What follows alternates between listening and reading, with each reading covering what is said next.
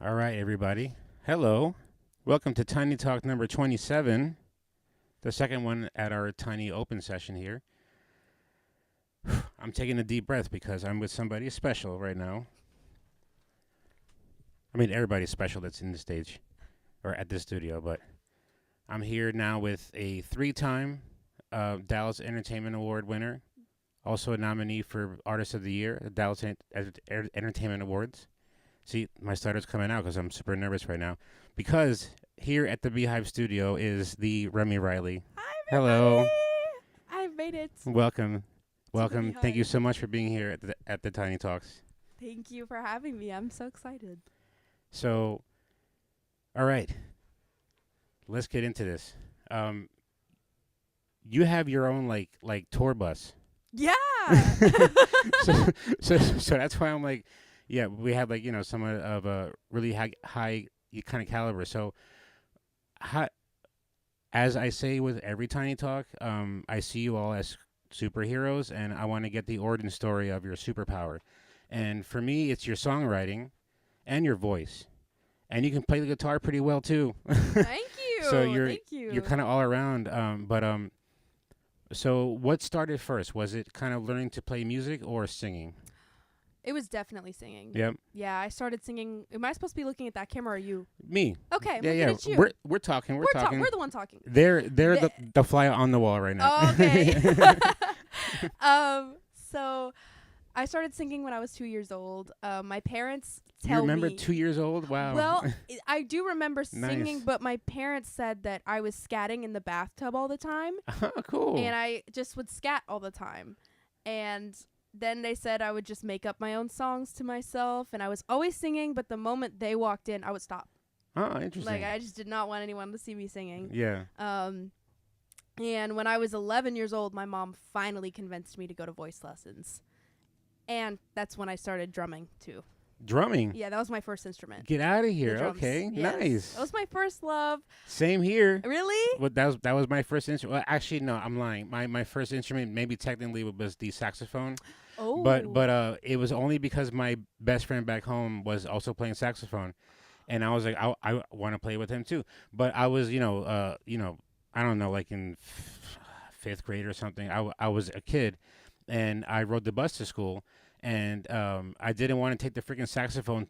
It was like the size of me, and all the maintenance behind it. I was like, this is a pain in the butt. And then I was on the bus to school one day, and another friend of mine had like this little drum pad, and I was like, what's that? He's like, it's my drum pad. This is how I practice. And I was like, that's all you gotta take home is that? I was like, hell yeah, I'm gonna start playing drums just because I don't have to take home this big ass Little did you know. or worry about the mouthpiece or whatever. You know what I mean? Oh, yeah. All that stuff. So I started playing drums because I was lazy. Oh my gosh, I started playing guitar because I was lazy. Yeah, really? Because I was tired of bringing a keyboard to gigs. No shit. I was tired. That's so I was funny. fed up because I have a rig that Uh-huh. I'll have to find a picture to send you guys. I would go to my first gigs. First of all, I started at open mics when I was 12 Okay. with a cajon and a cowbell, Nice. and that's all I played. It was very annoying. Singing and playing it? Singing and playing, yes. Cool. I I hope would. there's videos of this. Oh, Yeah? we've Okay. got footage Nice. of everything, and I would play the cajon and the cowbell, and I had a keyboard too with my tambourine pedal, so I'd play all of it at once. Mm. Oh, It was wow. kind of like a one-man band thing, and like Oh, I used to cool. busk on this, like in Bishop Arts I busked, and at Legacy West, and anywhere that would let me busk. I was Yeah. busking with the piano and the cajon all Yeah. the time Wow. from ages like 13 to I would say 16 is when I stopped that because I got fed up, Yeah. and then I learned the guitar just so I could carry it around easier. And now I'm in love with the guitar. Yeah. So I guess it worked out. Interesting. Yeah. Wow. So so I guess we can get into maybe you come from an interesting family, kind of like an entertainment family, right? Yes. Yes. Because you put out something about how your father. Well, yeah, you can kind of explain it, I guess, but like that you were calling yourself a sort of star child Well, from them. I was I was like a music child from them Yeah. because my dad is a music promoter, Okay. and he worked for many record labels. Yeah. The last label he worked for before they merged with Fox was Hollywood Records, which is Disney's label. Okay. And he worked there for 17 years. And my earliest memories were stacking CDs at the iHeartRadio. Oh, nice. Because I would go to work with him because Wow. my mom was in college, so I just went to work with my dad at the radio stations, and Yeah. I ran around everywhere. I remember playing with the mailman downstairs, the janitors, everybody. Like Oh, cool. I was all over the radio station, and I just heard music all the time. Yeah. And my mom was on the radio as a DJ and a host.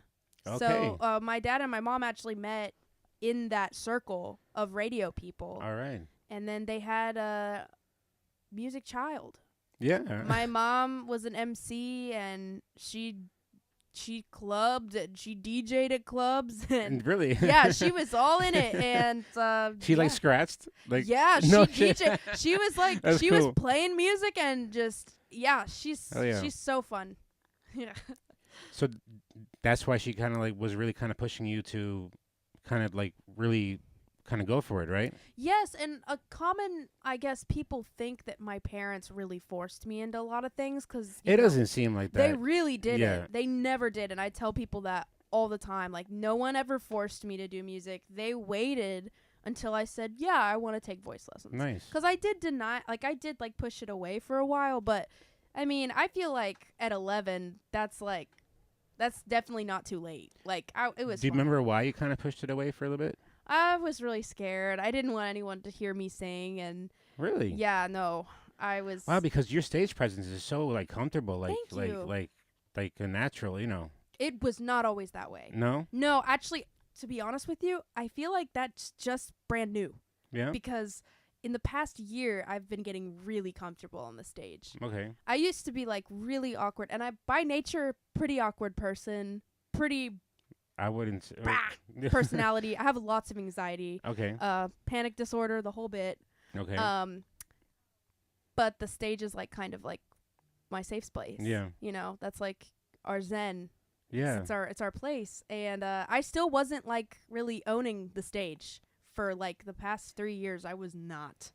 And my stage banter was kind of all over the place. I can let myself go off on tangents. Oh, I love it though. I do love the tangents, but some shows there's a time and a place. Yeah. Okay. Yeah. Yeah.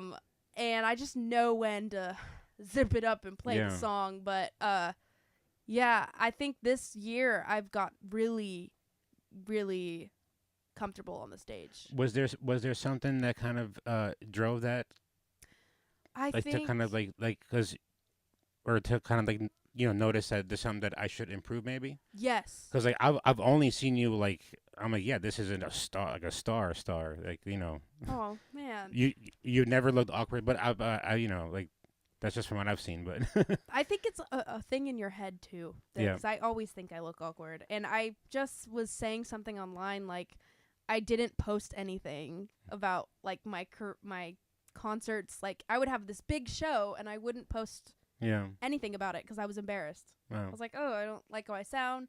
I don't like how awkward I look. And I just nitpicked at every single thing I could. And, yeah, I don't do that anymore. I'm like, you know what? Just post it. Just Yeah. post it. Even if you mess up in the video, not mess up, but like there's things you don't like, just post it. Yeah. People need to Was find there you. like a certain moment that kind of made you say, you know what, I'm gonna get out of this kind of like feeling of not wanting to be out there and be more comfortable on a stage like that, Well, I saw so many other people doing it. And Yeah. I was like, man, like I see people every day on TikTok that are posting their music and stuff. It's like I'm not posting that consistently. Like, how am I expecting people to find my music Yeah. if makes I'm not sense. posting Right. and I'm not being active online? So I don't know. There was just this New Year's resolution of, I'm gonna kick it into gear. Hell yeah. And I have so much old content that you're gonna find different hair Yeah. colors because I've dyed my hair every color under the sun, and people will notice that. But if it's a good video, why not post it? It's say Sure. like Throwback Thursday, like Right. haha. Hell I yeah. totally meant to post it in March of 2026. But Yeah, I just got motivated out of nowhere. I mean, I'm pretty sure there was a factor that really kicked it into gear for me, but my self-confidence came back this year. Nice. Like I'm no longer afraid to be myself. And for a while I was chasing something that I wasn't. And I was trying to, not wear colors and not wear the makeup that I wear, and I just stopped dressing like myself. I kind of gave up for a moment, it felt like. Yeah. But I feel like I'm stronger now and back. Hell And yeah. really passionate again about the Nice. craft and everything, the struggle of the art. The hustle, The everything. hustle, Yeah. yeah. Hell yeah. I'm obsessed with it. So, you're also a pretty great songwriter. You won an award for this pretty recently. How did that kind of start? Were you a big reader, or you did poetry or a journal to yourself, or? Yeah, I actually am a big reader, Yeah. and my mom is a dyslexia therapist and a reading teacher, so Okay. she taught me how to read through her dyslexia therapist training, Okay. and she had to have a kid to do an example on for her college, her final. Yeah. She had to do a whole video of her teaching a kid, and I don't have dyslexia, Okay. but she used me as her example, so I Right. learned to read when I was 2. Oh, okay. Because she was like, we're going to do this right now. Okay. So I was Nice. interested in words and how they were put together. Songwriting is my number one. That's my favorite thing. I actually just came from a songwrite Yeah. just now, and it was so fun. Writing is what I'm most passionate about. I also teach songwriting. Really? Yeah, Alright. Nice. randomly. If I get asked by a vocal studio, I do it. 'Cause I'm so passionate about it. There's just nothing better than getting your emotions out by writing a song, and there's no better feeling than that moment when you finish a song and you strum that last chord. Yeah. You're like, oh, I just wrote a song. Yeah, that's the best Yeah. feeling in the world. That's the best high ever. I bet. Better than the Be Hippie high. I'm just kidding. I'm sure. Yeah. I'm just kidding. Uh, But yeah. Do you remember when you wrote your first song, or had that kind of moment where you're like, I just wrote a song? Yes, I Okay. do. What was that one? Okay, my first song I ever wrote, I was 5, and the song. 5, nice, song, wow. Well, it was with my mom. She's actually the one that got me into songwriting. Okay. She was like, "Oh, you hum stuff all the time. We should try to put words to this." Nice. So I was like, "Okay, I'm 5," and then we wrote this song called "What's Wrong with Me." Okay. And it was from the perspective of a man asking, why can't I get a beautiful woman? What's wrong with me? Why does that man have a beautiful woman? Why don't I? Okay. And I always thought that is the weirdest topic for a 5-year-old girl Yeah. to write about. A little bit. What do I know about that, first of all? And that was my idea for the song. And Yeah. my mom was like, okay, let's go with it. And I can even sing you a little bit of it now. Please. It went I remember it went, what's wrong with me? What's wrong with me? Why can't I have a beautiful girl that looks like that? That was that song. Okay. That was my first song ever. Nice. And Is then, this recorded anywhere, or No. can we bring this back? We gotta bring We it back. have to. I've been saying that, and then I Hell had yeah. my song I wrote after that was Happy Spaceman. Happy Spaceman. Happy Spaceman. The duality. Yeah. Yeah, and then I had a song called Breaking the Heart of Love. I was 5. That sounds like Def Leppard stuff. Oh, yeah. I Hell was yeah. doing multiple genres before I was All right. here. This has to be your next album, is bringing back these old ones. I already wrote it. Hell yeah. I all already right. wrote it. It's ready to go. Hell yeah. Yeah, that was my first song, and I remember my first song I ever had a demo for was called We Are Who We Are, and it was basically about being yourself and positivity. And my first single, I wrote it when I was 12 and put it out when I was 14. Wow. It's called 26, and it's actually out, and there's a lyric video online. Okay. And it's about bullying, and it's about how we have 26 letters, but we don't use them for the better. We don't No. use our words for Nice. good, and it's basically just about, a lot of people are like, oh, it's about the alphabet. I'm like, no. It's about how we use It's it. about how we use the alphabet. Right. Yeah. Yeah. That kind of wants me to ask about half price books already, because Go ahead. half price books to me is a special song, because people that know me, or if you listen to Tiny Talks, you know that a lot of I spent 21 years working for libraries. Wow. And Half Price Books is an awesome song. That's just kind of just telling about like the frustration about being at Half Price Books, looking for something, but like the workers like there's something wrong with you, but like we're gonna try to help you out, but like I don't know what to find for you because there's something weird about you. But like for me, it's from the perspective of a librarian wanting to go to half price books for a book, but like not go to a library because that's their life. They kind of want to step Yeah. away from it, and they're asking someone for help, and they know they're not a librarian, so they're not going to help them in the way. Like there's actually a line where what is it? You can search on the screen, right? Something like this. It's you can search. Oh, you could. Uh, maybe someone like you'll.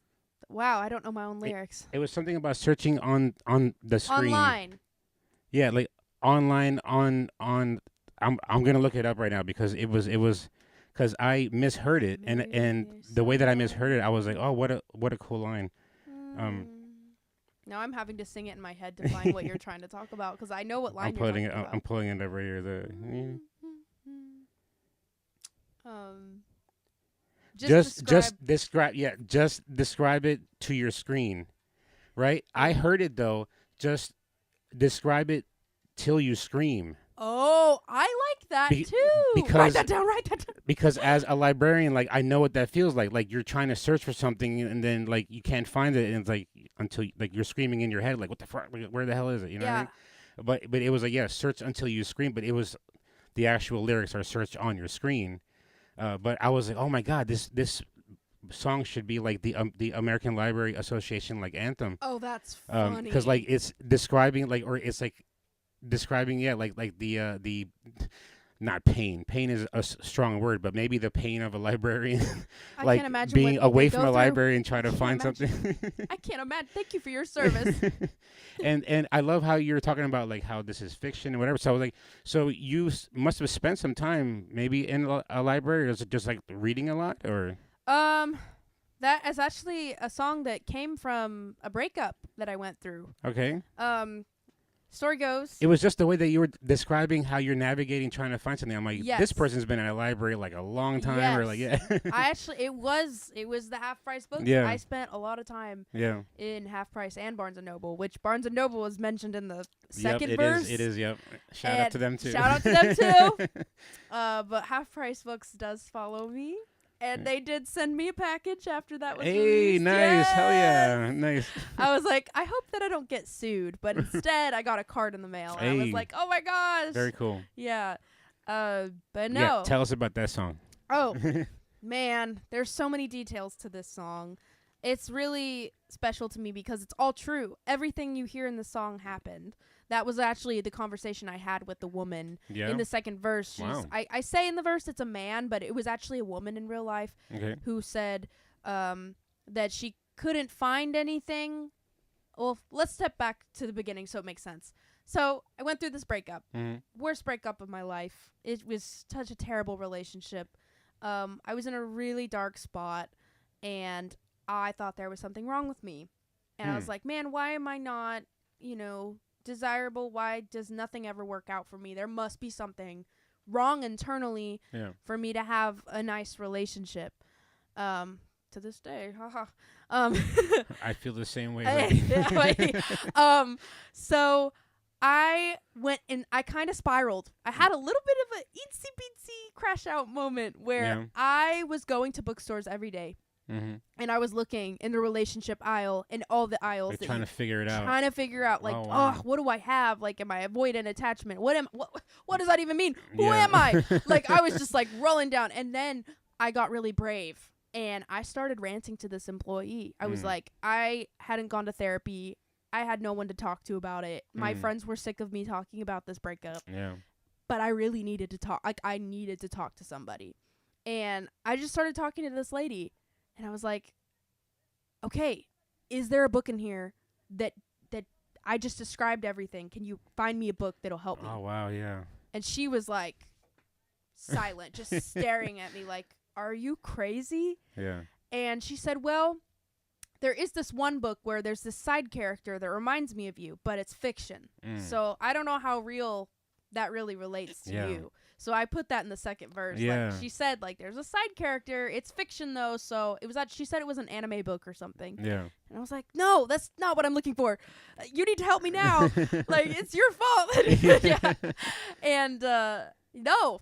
I ended up finding the book I was looking for. I found multiple that I was looking for. Yep. I used a ton of self-help books. And the self-help books inevitably were never the thing that helped me. Yeah. No, it was actually, it was therapy, and it was music, and it was just time, and it was realizing that there was actually nothing ever wrong with me. Yeah. It was just a really Something wrong with them. oh yeah, Yeah. really wrong with them. No, nothing was ever wrong with me. It's just how life is. Yeah. It's just how life goes. But I think that it was pretty normal because it was my first like real, real thing, I guess, that, my first relationship that's outside of high school and stuff, Right. This was my first adult relationship. Okay. So I think that's why I crashed out. Yeah. I hope I don't do it again. Yeah. But who knows? That's life, you Right, know? that's- It's Remy, like, she's crazy like No, not at all. Yeah. No, that we all go through these kind of things Oh, yeah. for sure. Yeah, it's normal. So let's talk about Ricochet. Ricochet. That's a big song that's you won that. What was the award? It was the best pop act, Best pop act, best pop song. is best what- pop song. Yeah. Yes, for Ricochet. Awesome song. Thank you. What's that one about? Is that any kind of personal story? Or is that Yeah. just like a fun song? Though it is, Yeah. but it's really funny how that song Rebound, came to be. rebound. Rebound, because I be rebounding. Yeah. No, not right rebounding, but like I often go back to the same person because I have a hard time letting go of people, and I get myself in toxic situations. Even if they always lie, and even if if they're always high. Yeah, Yeah. quite literally. Shout out Be Hippie. Yeah. So when I was in 8th grade, that piano riff that you hear at the beginning of the song? The Mhm. bump, bump, bump, bump, bump. I started playing that when I was staying at a family friend's home when I was in 8th grade. They had a piano, and they had one of those pianos. Everyone was asleep. It was like really late at night, and they had the ones where you can plug in your headphones so Mhm. only you can hear. Right. I started playing that for like hours. Interesting. And I was like, oh, this is such a great tune. Let me voice memo it. Yeah. I didn't look back. The one day, I'm in the studio with Josh Good. He's like, what do you got for me? What ideas? What can we write? And I'm like, okay, this is going to sound weird, but I have this piano riff from years ago. Never used it, but I really think we could do something with it. He said, show it to me. So I played it. We tracked it. And then 4 hours later, Ricochet was done. No shit. Wow. It was the fastest. Like, Nice. it was done. And all because I was ranting to him like I do with every producer, and I have to pick my producers wisely because they have to hear me rant about men at some point. And yeah, I was just ranting to him about what I was going through with this guy, and I was like, man, I just keep going back to him. And then he goes, like a ricochet? I was like, Eee. yeah, it is like a ricochet. And he's like, well, it could be rebounding like a ricochet. And I was like, Yeah, oh my there God, it is. there it is. Wow. And then we just wrote the whole thing because the first line is send a text just yesterday because you knew it was my birthday. And it was my birthday. And he did send me a text. He happy birthday back into my life. And it worked. Damn it. It did. Damn it. It rebounded just like a Yes. And oh my gosh, knock on wood, never again. Yeah. Come on, Remy, stand up. We have to do better than this. Do not let them happy birthday back into your life. Right. Because it never works. It's not Yeah. going to work. But it got me some great songs. In Hey, fact, nice. I've written many songs about this specific situation. And they're going to be on my new album. Does would this guy know it's about him? He said... I mean, he must, right? I mean, does! yeah. Because he sent me a text message the day that it came out, and he was like, hey, is this about me? And I was like, Kinda. yeah. And he goes, sick. Oh, nice. And Okay. then he said, can you send me the article that you were interviewed about? And I literally talked about him in the article, and I sent him the article, and he was like, yeah. And he actually, he showed his mom the song, and he said, hey, Mom, this song's about me. And I'm like, I don't know if that's a good thing. But I thought that was that was pretty funny. Yeah. And as a songwriter, that is like the funniest possible situation that could happen. Yeah. Now we don't talk at all. So okay. shout out. Hey, shouts out. Shout out for the song. Hey, it's blowing up. Oh, that's funny. That is funny. I knew this podcast would get messy. Hopefully not too bad. No. So, all right. So, it seems like you've been recording or like have been like in the studio or have been pretty experienced in the recording process, like from an early age, right? Yes. How did you get plugged into that at such an early age? Was it because of, like the connections from your father and... No. No. No, I found it all on my own, and it was really funny. So, shout out to my 3rd grade teacher, Mr. Castillo. Okay. He is the first person that introduced me to a DAW, recording DAW. And we were going to write, so I don't know if you know, but if you were, like, in Texas for school, like if you grew up in Texas. No, I grew up in New Jersey. So okay, yeah, so you wouldn't know. So I'll explain. The STAR test was a test that Texans have. I know of that because I worked at a library in Texas. So you knew about the STAR. Yes. So we would often, as my mom being a teacher, we would often play these like hype up songs for the kids to like be hyped up for STAR. No one ever was. Really? No. And I was asked to write like a parody. He was like, "What if you wrote a song for the kids?" And I was like, I was a kid myself. I was in 3rd grade. I was like, what? They're going to be that's embarrassing. Like, no one wants that. So my mom and I ended up writing a parody to Last Friday Night by Katy Perry. Okay. Last Friday Night. We wrote a STAR test song parody for that song. And I skipped recess for like a month. And I recorded, we recorded during the recess time. Yeah. And that video got so many views and likes because it got shared around school districts. Wow. And everybody was using it to show to their class. And they were like, this is another girl your age. Can we find that right now? I don't know. It might be taken. It got taken down because it's using Katy Perry's song. Oh, yeah. Copyright things. Yeah. I wish that we would have used or at least made our own track or something to the parody, because then it wouldn't have been taken down. So how come you were even like tasked to do this? Like to say like to hype up kids for the STAR test? Like, I think Mr. Castillo was just he's a whimsical man. Like so, he was like, you want to do this? Like, you look like you're interested in music. I was like, no, I'm not. And but I was singing all the time. And yeah, he absolutely was like, we need to get you started now. So that was kind of the big bang, as I say in these interviews, like that kind of started maybe like that. So I tell this story a lot. Sorry to repeat myself at every time I talk with this story, but I can play the guitar a little bit.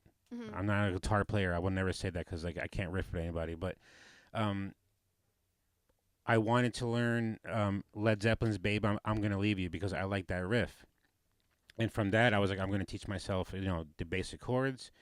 I taught myself how to finger pick. And then I discovered tabs where I was like, oh, it tells you where to put your fingers. This is awesome. Because like, if I know how it sounds, I can kind of figure this out. So I was more trying to like find the more comfortable positions. And I'm like, oh, that's kind of a C. That's kind of an A minor. Okay, I kind of get it. And then that first, when I went, doon, doon, doon, bing, I was like, oh, I can play the guitar.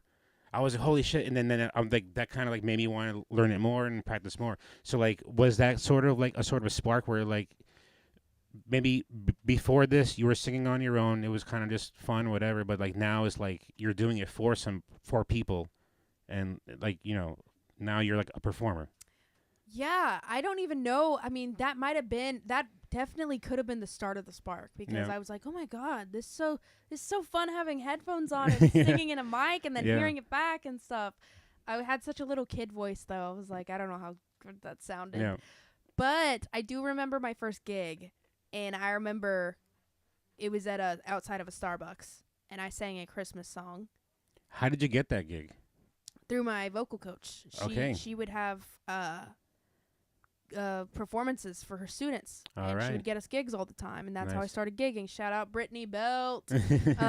She's now in Brittany Florida. Belt, what a cool name. I know, she's so cute. And her studio is called Pink Couch Studios. Okay. No longer a thing, but Mm. I had that was where I started my whole career, was at Pink Couch. All right. And yeah, I sang a Christmas song. I was like a popsicle stick up there, I always say. I was not moving. I was scared. I couldn't look Wow. anyone in the eye.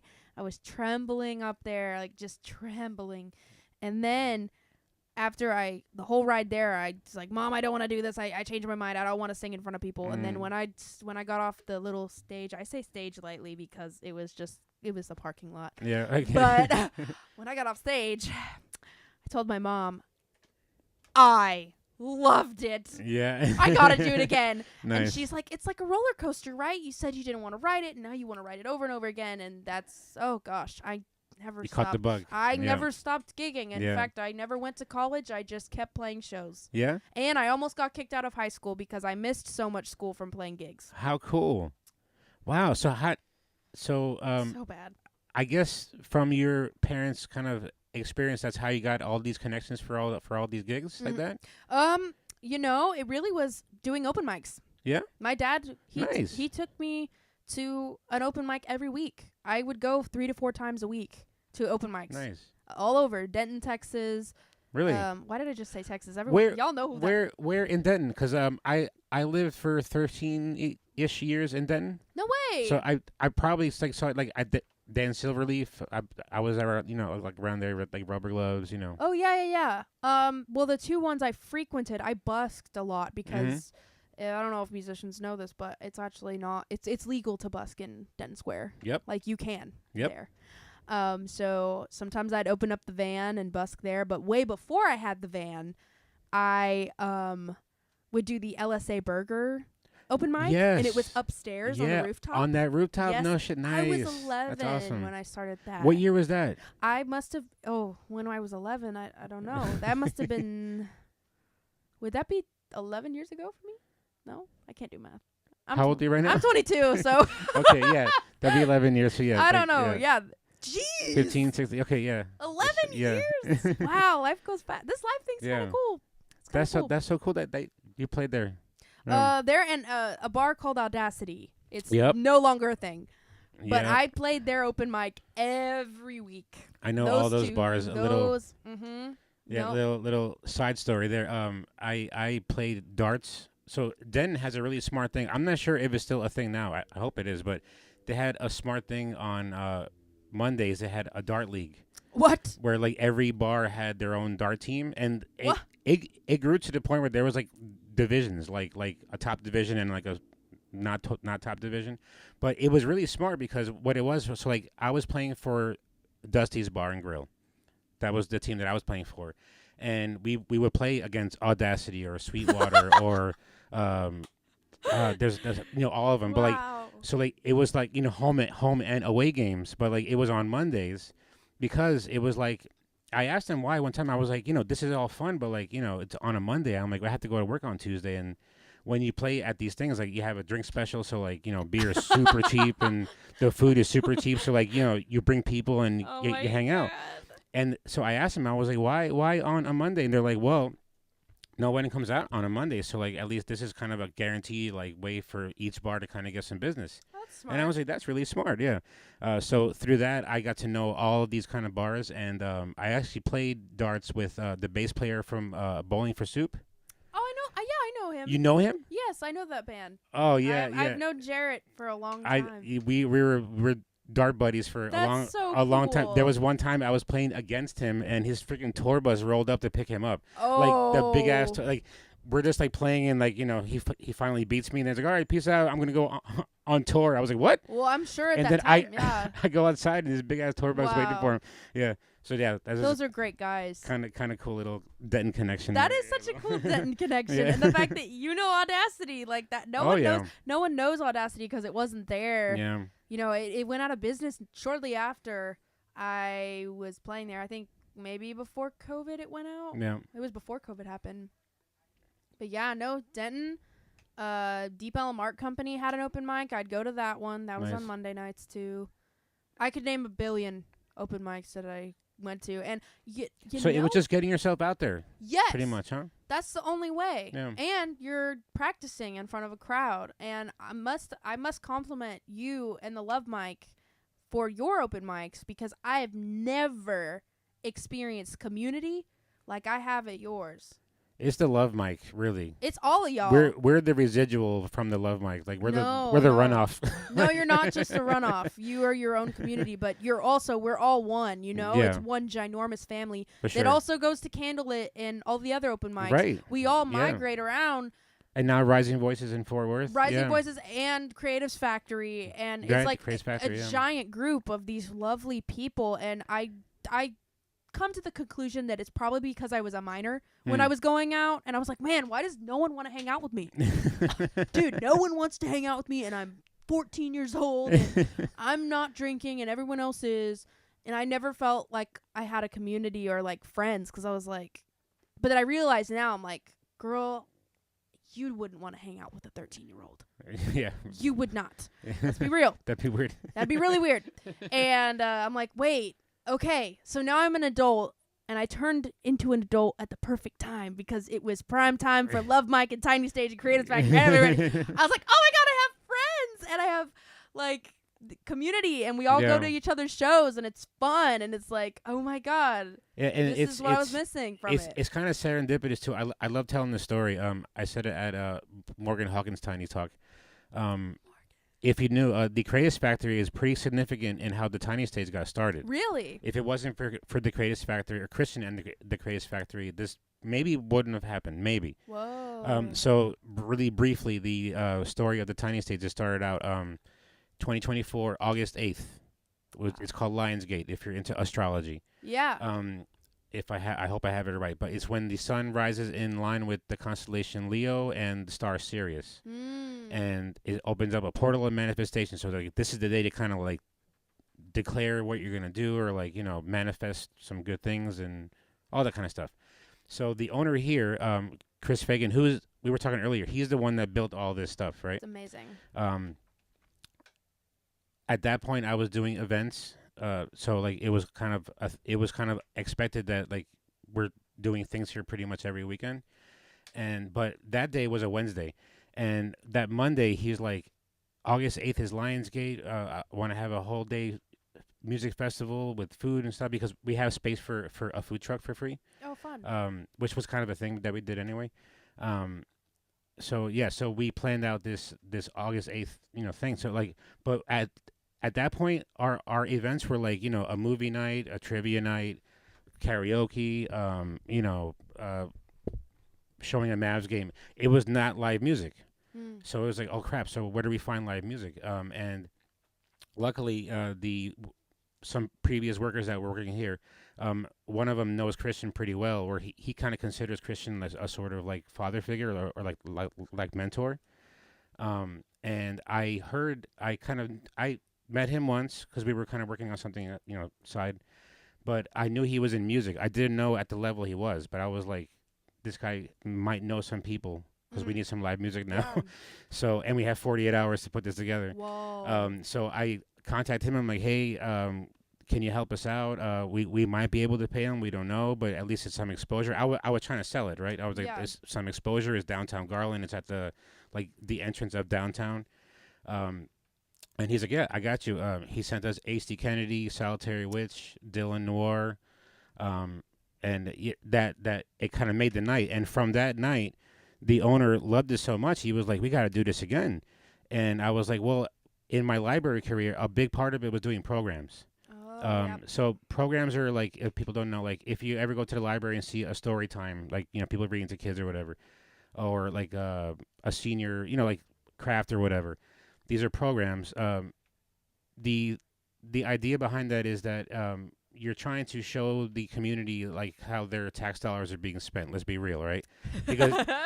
Because every year they have to vote to keep the library. So how do we show them that we're actually like doing things, or like helping them?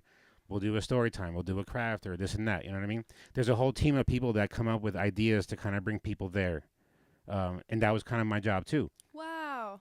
So that's why doing the events here kind of came natural after my library career over there.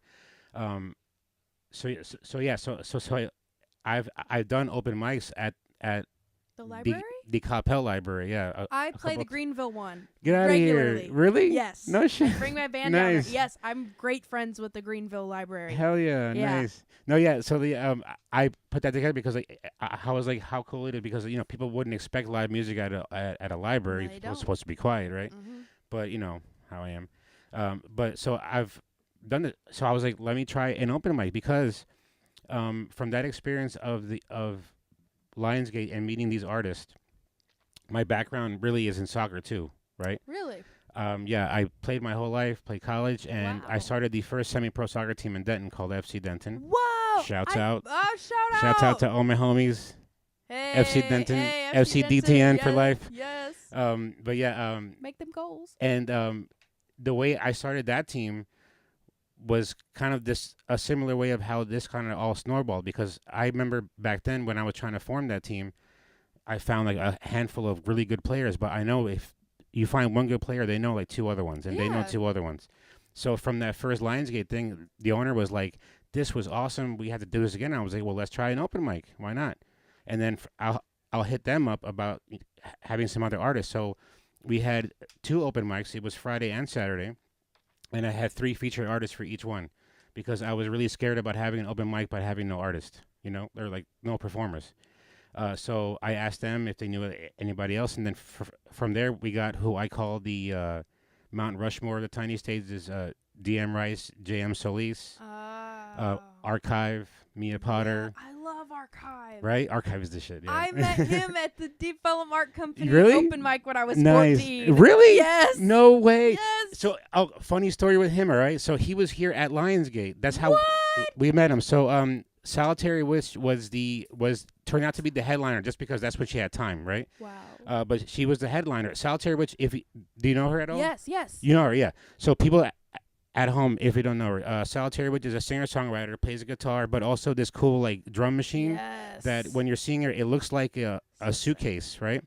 And she's like a one-man band. It's freaking She's awesome. She was a headliner, and then I'm sitting there, kind of watching this thing, and there was no stage, by the way. This was not this studio that we're sitting in was parked behind the store. There was no stage. It was just a platform of turf, and the stage, quote unquote, was just my projector screen with some twinkly lights and a couple of speakers and a mic. Wow. But Solitary Witch was there, and I'm sitting there like kind of going like, oh, man, we freaking pulled this off. Like in 48 hours, we pulled this off. This is awesome, right? And then Archive sits next to me, so he comes in. He's wearing sunglasses. This is like 10 p.m. at night or something. He's wearing sunglasses, and I'm like, hey, what's up? I'm Carlos. We're having live music, whatever. And he was like, I go by the name of Archive. I'm like, oh, you must be an artist. He's like, yeah, I do some stuff. I'm like, that's what's up. That's what's up. So we're watching the show, and Solitary Witch is like, hey, I know you. I saw you at this Deep Ellum, whatever the hell. And get up here. This guy's a really dope rapper. And then so he got on. He freestyles. Had no idea Yep. though. So he gets up with Solitary Witch, and they do this thing where it was like freaking awesome. Yes. And I'm thinking like that they worked together because it was so seamless. Like Yeah. there was no like just try to figure each other out or whatever. She just started playing her riff, and he was going off the way he does. He's done that at one of my And gigs. then from there I was like, oh my god, who are you? And then because I was like, where do you find this stuff? They're like, oh no, that was freestyle. I was like, get the freak out of here. So then we fell in love with Archive, and he's been like a staple of the tiny stage since. And talk about such a nice guy too. Oh, Like, yeah. He's so supportive A beautiful of guy. everybody. Oh. He's so great. Shout out Archive. Miss you, Yeah. Archive. I haven't seen him in a long That's time. so freaking awesome that I you hope- I when hope you were he comes- 14. Yeah, no. There's actually a large group of musicians in town Yeah. that met me when I was like 14. Mm. And there's like this joke that people say that like, that's just like the magic number if you met Remy when she was 14. Really? Yeah, like Interesting. that was because I was going out. I was trying to get everything off the ground at that point. Okay. I was going out as much as I could, just grinding. What sparked that angst to kind of get out there like that? My dad, Yeah. yeah, he Big shout out to your big dad, shout by the out to way. my dad. Amazing guy. dad. He's there for everything. Super supportive and just all around nice yes, guy. yes. In fact, it's impressive how many shows he's been to, and he just doesn't get annoyed at hearing the same songs that many times. Like I'm upset that I haven't counted how many gigs I've done. No. I never did. I stopped counting at 80 when I was like Holy little. moly, 80? Yeah, when I was little. So Nice. it must be like Wowie mowie. I don't know. I started counting last year for how many gigs I did, and I think it was in the 200s of last year in 2025. I don't know what this year will be, but man, I'm bummed. But he was the one that was pushing you to get out there more. Yeah, like, he did, 'cause he knows. Yeah. He was promoting artists, and he had That a was job. his His job was to get people on the radio, Yeah. and he's like, well, you got to look the part. You got to go out there, and you have to Nice. do everything professional and do everything right. And if you're not going to do it right, don't do it at all. Nice. So yeah. he- Facts. He pushed me to go to open mics. He's like, I don't care if there's one person there. You don't have experience. Get experience. Yes, get your creative reps in. That's what Yeah. we say over here at the Tiny Stage. Is that Yeah. that's what you're here for. Yeah. And, he was really strict. Not going to lie, but it worked. Nice. But it worked. And again, he never forced me to Yeah. do anything that I didn't want to do. Yeah. But he pushed me, and he encouraged me, and he like nurtured my craft and like Nice. made me the person I am today. That van is actually his, and he just put my logo on it to promote me. Yeah. Hell yeah. Like he did that for me, not for just, I don't know. He could have put anything on that van. Yeah. But he's like, no, we're going to make it rainbow. Your favorite thing's rainbow. Your logo's rainbow. Yeah. And, we're going to travel in this van. And we did. We've been traveling together for 3 years on the road doing music. So how far have you traveled around? We, Like the whole country kind of thing? yes. Or, yeah. Recently, Wow. in November, my dad and I, we drove to Boston and New York Really? for 2 college gigs. For the first time up there? For music, yes. Yeah. Okay. It was, the last time I went there, I wasn't even a musician Yeah. yet, which is crazy to think about. I remember Boston. Boston. I loved Boston. I didn't know it was so cool. Right? It's such an artsy city. Yeah. Like, what? I didn't know it was up here. When'd you go up there? November. November. Okay. Yeah. So it was probably cold. It yeah. was so cold. Yeah. But Dunkin' Donuts is like one of my favorite places. I go a little too often, and that's where the first Dunkin' Donuts is. Yeah. So I yeah. went to visit, and I paid How cool. homage to my place. Nice. That That's cool. Yeah. Have you ever played New York, New Jersey-ish? No, I haven't. So I've played the college outside of but I haven't played in the city of New York. Yeah. I would love to play New York City one day. I have one of my friends I met online. He's been dying for me to go up there, Yeah. and if he sees this, he's gonna go, "I told you, get up here." But yeah, Also, it could be coming very soon. Maybe Sage at the Creators Factory. Let me pop up. Let me do a little shout out. Boom. Boom. With the Artist Connect. Yeah, he's from. He's a producer from New York, and he Yeah. still has a working studio up there too. That's incredible. So he probably knows people. Oh yeah. If you want to get a gig up there. Yeah, That'd I be really cool. never have. I love New York. I'd never lived there, but I love it. Was that the furthest that you've been with your band up in Boston? I don't know if we took the van, but I've taken the van to LA many times. To LA, Yes. yeah. That Nice. drive is gnarly too. Yeah. Every time I'm like, oh, it's not going to be that bad. When you get to the desert, yes, it is that bad. What do you mean? When you're driving back the drive to LA is always like, oh, hey, we're having fun. The drive home from LA, oh my God. We're Yeah. always like, why did we drive? Why did we do this? And we said that. Is it because it's like super wide open and nothing yes, to look there's at kind of nothing thing? there, Yeah, and you have to get gas and go to the restroom because you're not going to get to. Right. But actually, the reason why we drove to Boston instead of flew is because it was during the government shutdown, and we didn't know if we were going to get a plane. And yeah. I had a gig 2 days later, and Sheesh. we had to get there in 2 days. So we drove for hours. Yeah. And we didn't really see much, so we ended up on the way back doing a little detour, and we saw Niagara Falls, Nice. and it was great. Yeah. If you're thinking may not be worth it, you should go see it if you haven't. Yeah. It's incredible. I've been there many times. You've yeah. been there, of course. Oh yeah. If you're New Jersey, you've been there. It's only a 5-hour drive or something. It's not bad. Then I'll tell the viewers, if you think it's not worth it, it was worth it. Especially when you see it frozen. Yo, That's really cool. Yeah. We saw it at night, That's right kinda when the nuts. sun was setting, so we got to see the yeah. light shine on it. It was crazy. way. And I didn't have my passport, so I couldn't go to Canada. And it used to not be that way. Yeah, I know. Yeah. What are you gonna do? What are you gonna do? So when you were talking about for some reason it popped in my head.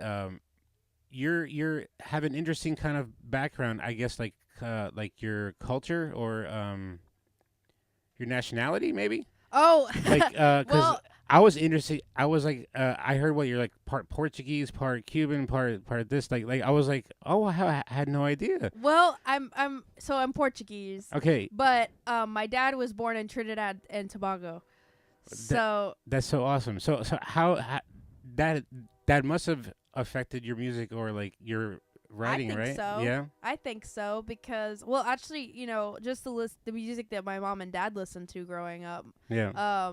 Yeah, he grew up in Lima, Peru, so his first language is Nice. actually Spanish. So I grew up and they put me in a Spanish school, so Yeah. I was speaking Spanish fluently as a child. Really? Yes, and then I lost it because when I got to middle school, no one was using it. Wow, that's just like me. Really? My first language was Spanish, and then somehow I lost it. I mean, I can still speak it like to get by. Yeah, but, me like, too. I do it incorrectly and probably Yep. like I'm what's called a Yosabo kid. Yeah, I'm a Yosabo kid. Yeah, too, I'm because I guilty. understand it, but like, oh, Yeah. say, claro que sí. No sabo. No sabo? No. A ver, no. This is the worst, That's so cool. but I love it. Have yeah. you ever been to Peru or to Portugal? No, I'd love to go. I No. want to go see where my dad grew up because he No. has so many funny stories of him like growing up there. He had so many animals. He had a monkey. He had a flying squirrel. What? He had 30 doves. Over there it's like whatever. Animals Yeah? are everywhere, just hanging out. I just got doves or whatever. Yeah, he had 30 doves. They'd come A back. flying squirrel. Yeah, and that's why I have a history of having insane pets. Yeah? Yeah, Like I've had any of them everything. legal? Or we Yeah. don't got to talk about it if Oh, it's we not. I had a prairie dog. Okay. I got a prairie dog for my 5th birthday. Yeah. That's how crazy my parents are. Nice. And I think I saw Shay Ferreira. I think she had a prairie dog too. Really? I think she just posted about it, and I was like, "Oh my god, who has that? This is not an original experience." Yeah. I mean, this is original, but apparently not. But I've had every animal under the sun. That's interesting. Yeah. So, have you ever thought about writing a song maybe in Spanish or maybe in Portuguese? Yeah. So Do you know Portuguese too? I Or don't know okay, okay. Portuguese because I actually just found out about that side of my heritage like very recently. I just know obrigado. That's about it. I don't even know that. That means I think thank you. Oh yeah, I've heard. Yeah. Yeah. Well, see, I think Portuguese is way harder than Spanish. Yeah. Well, for maybe. someone that's never heard it, because But like the you don't good thing hear is it that around here. You know Spanish, so it's kind of like, for me, it's almost like a mixture of Spanish and French. French, yep. Which is kind of funny because you have a Trinidad also background, which is kind of also, I think that their language is kind of similar too, like that. Yeah. Yeah. And I have a French Interesting. name, Remy. But Interesting. no, but I'm not French. And my mom is just full on Texan. And who knows what kind of, you're. People say that all the time, but like we're all mutts, and like every Yeah. white person's from Europe, so. Yeah. So, No, like I mean, I'm also I think part French. So like my last name is Olate.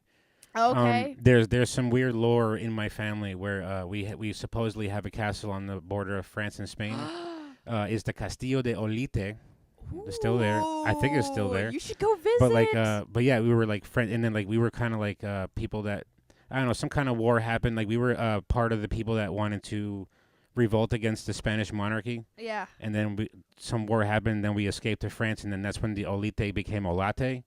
And then I think after World War II, a lot of people from there migrated to like Chile, like Argentina. That's why Argentinians speak. I think it's just my maybe just my opinion, but if you ever hear how Argentinians speak Spanish, it's like, "Hola, cómo estás? Yo soy de Argentina." Yeah. It's a dance, they say. It's almost like Italianish because a lot of the Italians like left and went to Argentina. And same thing happened in Chile, I think Peru too, but yeah, so then that's why like the Olate name is like pretty much only in Chile. I think there's a couple in like South Africa or something, but like it's like only in Chile. It's kind of weird. Well, But like it came from France, and really? yeah, so like I'm a crazy mutt. I feel we all are. Yeah. I think a lot of us like you're like, there's no way you're one thing. But There's no way. do you kind of like evaluate or like kind of like try to stay in touch with it? I do because I want to learn. I want to be fluent in Spanish again because I think it's really important to be bilingual. I think that there are so many connections you miss out on when you only speak one language. Yeah. I think it's so important. There's been so many situations where speaking Spanish or even because understanding it a little bit has helped me in so many situations, especially living in Texas. It's like, it's like 50-50. Like, people don't realize, like, Spanish is spoken everywhere here. Yeah. And, get with it. Learn it. Are we going to hear a Spanish song from Remy will, Reilly? You will. Yes? All right. I'm right. I've written one. I think it's called Sevenfold, but I have to finish it. Like, it's called Sevenfold or in... Yes. Okay. But it's in Spanish. I don't know what it would be translated into Spanish. Me neither. I don't Because even want to try. That's a hard word. That's a hard word. I know siete Yeah, probably, that's all I but know. about it. Yeah, I don't know what the other one would be with it, but Oh, that's so cool. I'll have to maybe when I finish it, I'll test it out for the first time at your open. Oh yes, that'd be so awesome. That would be cool. But yeah, I only have the first verse and the chorus, but we'll get there. I showed it to Christian and he liked it, so maybe he can help finish it. Nice. But yeah, I would love to learn more Spanish because it's so important. Yeah. Yeah. Oh yeah, but I guess I just noticed I didn't wrap up that story about Christian and Craze Factory, but yeah, it was because of him that we got those artists, and then it kind of like started that snowball. Yes. And then after that open mic was when the owner was like, "All right, we're gonna have live music here like all the time now," and that's when he decided to come out with a bunch of wood and a miter saw and literally built the tiny stage in like 10 days. What? Built the marquee out there. Wow. Brought this tiny house. This little tiny house. This Beehive Studio was gonna be like, it was the original dispensary. It was like brought out to like farmers markets and stuff. Yep. That's why behind you there's a shelf that says soft gels and things like that because it was literally like a store shelf. Yeah. But I realized I need to give you a CD. Yes, you do. I have two. Yep. You can have both of them. I'll bring them next time. I don't know why they're not in my car. Yeah. We do need them though for sure. Cameron, I love all of these people. So he brought this thing, parked it over here, and I believe it's him and his stepfather rewired it to become like the studio, like the kind of brain for the stage and everything. Got all the speakers and everything. But it was from that open mic and from that Lionsgate experience that he was like, this has got to be a thing now. And that wouldn't have happened without Christian and the Craze Factory. So that's why I say they were like a really, really big part of this whole story. Wow, that's incredible. See, everyone's so tight knit, and how like coincidentally that's how like the Love Mic sort of started too, was through kind of Christian, or like at least the way that it was kind of promoted. Yeah, I mean, I wasn't at the first Love. I wasn't, because I know it started at Chocolate Secrets. Right. I wasn't there. I was gonna ask, how did you get introduced to the Love Mic? Because that's a I guess probably the biggest connection we have. Sundown. Yeah. I think because I had a residency at Sundown for 3 years. Okay. Every Sunday. Starting when? I was 16, so 16 to maybe 17. No, I was 16 to like 18, 19 around. Okay. Yeah, and then the city took it down because we would do it outside. I don't know if you've ever seen Sundown, that stage outside. Mm-hmm, yep. The tiny like thing that by the front door. Yep. That's where I played. I've seen Heist play there a lot. Yeah, really? After sometimes, yeah. Wow, yeah. I every Sunday, that's how I played. And that's where I found one of my two biggest supporters I met there. Shout out W and Martin. Yeah. They came to everything. Yeah. Yeah. And then from that, you just heard there was like an open mic happening on a Monday, and gosh, I don't even, because I love Jana and the Love Mic so much. It's like it's a blur. It's just we were immediately. I remember meeting them, and it was just like immediately like, oh, this is my crew. Yeah. Like I like these people. Yeah. But yeah, I think it was Sundown where I showed up to the Love Mic one night and I played a song and it was history. Yeah. I just kept coming back, and then everybody there was my friend already. Yeah, that's how it is. So it was there. like, yeah. I was like, sure. What's another night? What's another night? That's awesome. Yeah, and it's yeah. So you know how now the Love Mic has the Love Mic Foundation. Yes. Yes. Jenna was very nice enough to make me the VP. Yes. But you're also the first ambassador to the Yes. Love Mike Foundation. Mhm. So people that don't know, the Love Mike Foundation is intended to be a nonprofit where we're bringing music to places where maybe we're kind of using it as medicine, and bringing it to places that maybe you wouldn't expect, like correctional facilities, rehab centers. I'm hoping like high schools because I think they can use it too. Yeah. But also on the other end of that is helping the artists too kind of get gigs. Yeah. So we're supporting not only the artistry but the whole artist, right? Yeah. So what does that mean to you being the first ambassador to the Love Mike Foundation? Well, I've always been very passionate about doing charity work with my music. I think that any way that I can help make a change with my music, I'm going to do it, because that's the whole reason why I do it, is for people. Yeah. And connecting with people. And I've worked in hospitals with the Texas Music Project. I'm also an ambassador for them. Nice. And I go to hospitals with them. I've sang at nursing homes. I would love to go to the prisons with Jana. Yeah. I'd love to sing for them. Jana brought up a lot of different spaces that Oh yeah. we could bring music to where it's not accessible. No. It means a lot to me because I just love to give back. This is my only job. I've done music full time for 10 years, and Congrats. thank you. And I'm not rich.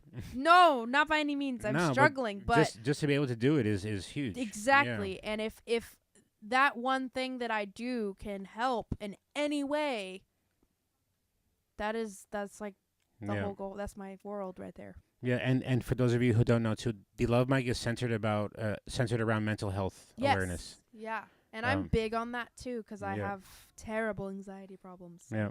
I'm big on that. Yeah, so it's amazing that we have someone like you as the first ambassador to this thing, and yeah, look out for that stuff. Yes, it's gonna be amazing. All that stuff coming out. So right now, Ricochet is probably your latest single right now? Fatal is. Fatal. With Luke Oh my God, Herbert. I'm so Shout out sorry. to Yeah, Luke Dirt. Herbert. Yeah, Fatal. Yeah. So what are some plans coming out like right now? Like just kind of like touring more around, or Yeah. we're gonna release some more stuff because it sounds like you're sitting on a vault of things. I am. Nice. I have a lot. I've been doing lots of co-writes. Like I said, I just came from one. It was really cool. And you can rap a little bit. I've heard some stuff. I was like, oh shoot.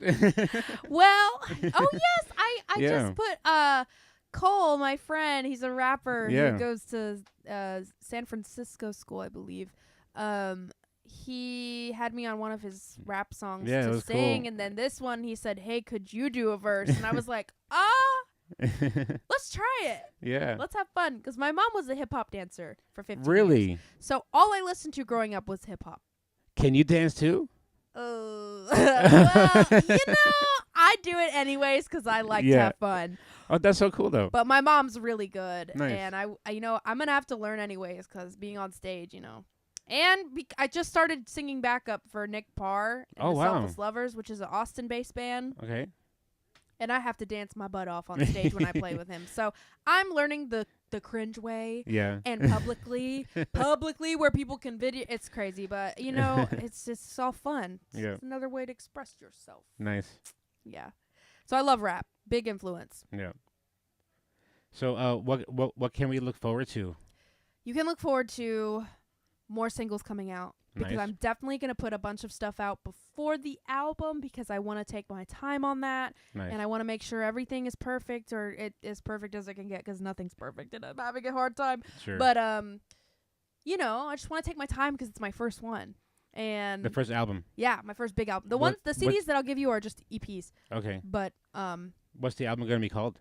I don't know. Okay. I'm not even that far. Is there like a sort of story that you're trying to tell with the whole album, or is it just kind of a compilation of things that you're working on? I thought there was going to be, and I really want to do a concept album, but I feel like this one's not going to be. Yeah. I feel like that might be later in my career when I sit down and do that because I'm obsessed with concept albums. They are just so fascinating to me. I love those.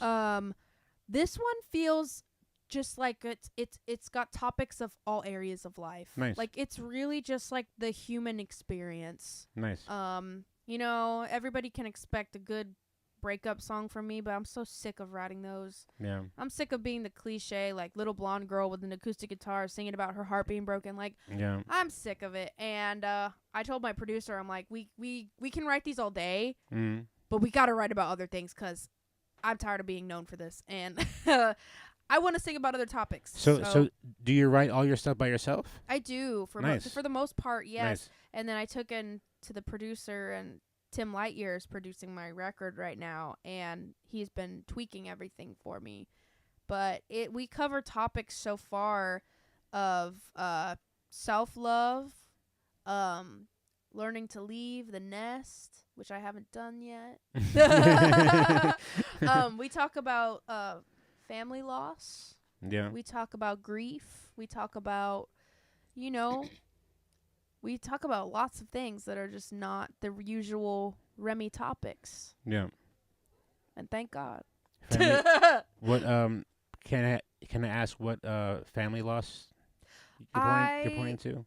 Well, I lost someone very dear to me, named Kathy. And Kathy and Jerry are two lovely human beings who came to my show since I was 11. Yeah. They were there at the third open mic I ever did in the Colony. And they came to my shows.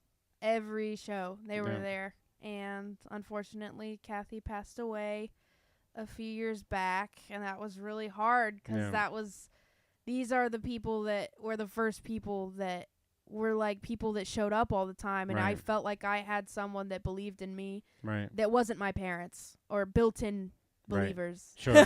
That's a good way to put it. Yeah. And it hurt, and it still hurts so bad. And I just wrote a song about it. Nice. Because I got some of her things, and my own grandparents and people in my life that are getting older, they've been starting to give me their things.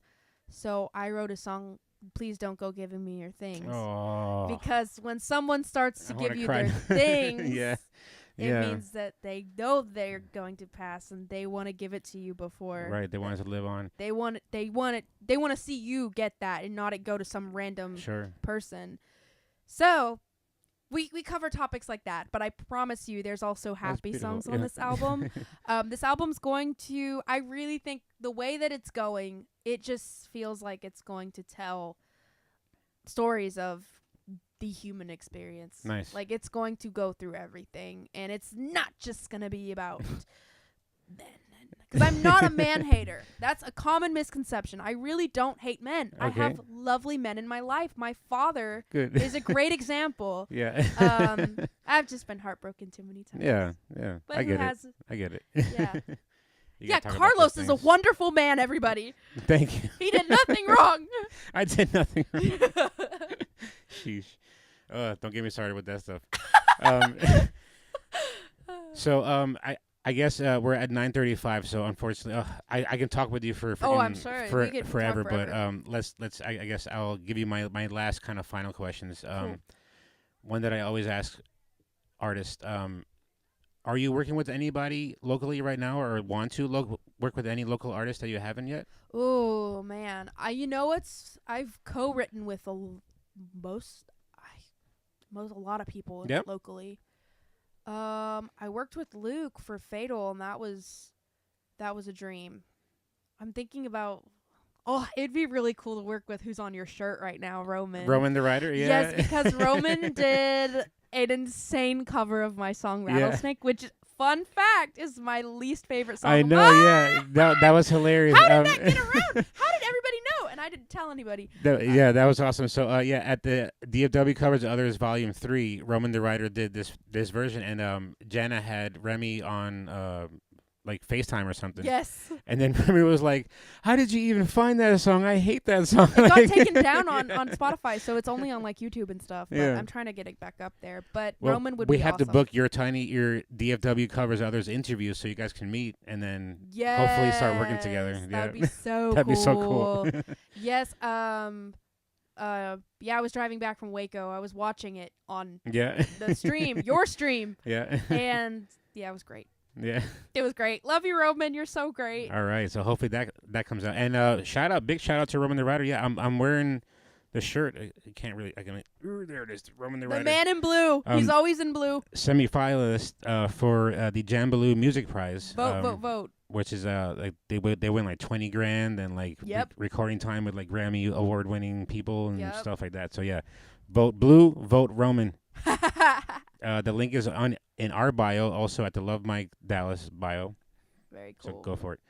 All right, cool. So I guess the last question, and I'm sad that we have to end this, but the last question that I always ask everybody when they're here is, especially someone of your caliber and the work that you've done and the journey that you're on, what is the best advice that you would give to your fellow local performers out here that are trying to get to this level or trying to do something more with their craft?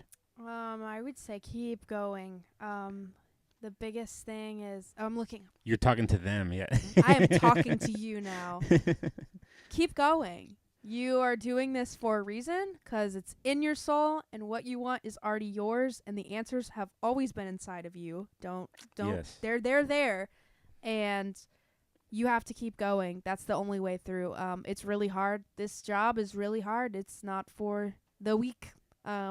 But you show up and you go to open mics and you do your part and you go to your friends' shows and you support other people. And as long as you do that, as long as you keep going, things will happen and opportunities will come if you believe in yourself. This is one of the first years that I've ever believed in myself out of the 10. So I suggest you start believing yourself right now. Yes. Mm-hmm. Oh, that's how you finish a tiny talk, everybody. That's what I'm talking about. All right, everybody. We're going to wrap this up because we have an open mic to get to. Hopefully the weather's not too bad out there, but at the very least, we have Remy Reilly in the house and Pappy Check. Yay, Pappy Yes. Check! So this is going to be, and then you need to work with Pappy Check too. Yeah, he's so fun. By the way, yeah. Love his stuff. All right, everybody. That was Tiny Talk number 27 with the Remy Reilly. Make sure you're following at Remy Reilly. You see it on your screen right there. RAMYREILLY. I'm spelling it right, I hope, this time. Yes. I'm famous for misspelling people's names. Sorry, Haley Marie. Oh, no, Haley. No, yeah, fun story. One of the remember at the Love Mike relaunch / Janice's birthday? Yeah. Haley Marie did a cover of Landslide. Yes. And it was like, so beautiful. And yes, it was gorgeous. I remember. I put a video out from it, and it got like, I was like, oh my God, it got like 2,000 views. Like, I've never had a thing out there that got that many views, but I put on I misspelled her name. Oh, well, her Haley is always misspelled. Yeah, so but it had so many views. I'm like, I can't, because it wasn't like in the caption. It was like on the actual reel, so you can't edit those. So I was like, I can't take it down though because it has so many views. But she was nice. I apologize, and she was like, it's cool. It happens all the time. She's the sweetest angel ever. So. But all right. Well, thank you so much for being here, Remy. Thank you for having me. It's a huge honor. We got to come back for these, especially when you release your Spanish one. Oh, I must. That'd be so cool. That'd be cool. I guess stay tuned. We're gonna end this live here, but we're gonna come right back with our tiny open mic, and we're gonna kick it off with Pappy Check and Remy Reilly. Yeah. So it's gonna be awesome. So yeah, thank you so much again. Thank you. Thank you. Thank you. All right, everybody, stay tuned. We'll see you. Awesome. That was so fun. Thank you. Oh, thank you. That was so cool. That was really cool. So I guess the open mic is now.